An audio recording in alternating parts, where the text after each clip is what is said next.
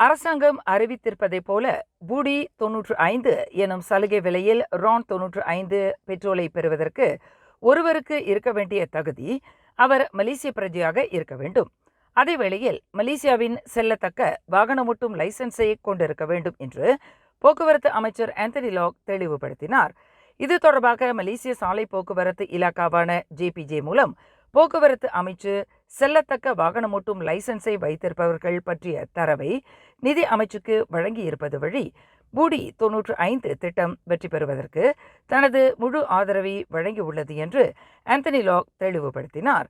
JPJ தரவு தளத்தின் மதிப்பாய்வின் முடிவுகளின்படி கிட்டத்தட்ட 17 மில்லியன் பூடி 95 பெறுநர்களில் சுமார் 0.88 விழுக்காட்டினர் உண்மையிலேயே சலுகை விலையில் பெட்ரோல் 95 பெட்ரோலை பெறுவதற்கு தகுதி பெற்றுள்ளனர்.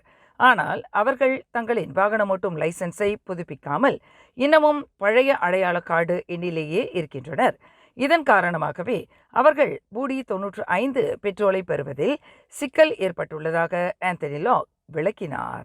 மேலும் செய்திகளை தெரிந்து கொள்ள கீழே இருக்கும் பெல் பட்டனை அழுத்துங்கள். உங்கள் மகிழ்ச்சியை வெளிப்படுத்த லைக் மற்றும் ஷேர் செய்யுங்கள். தொடர்ந்து திசைகளோடு இணைந்திருக்க சப்ஸ்கிரைப் செய்யுங்கள்.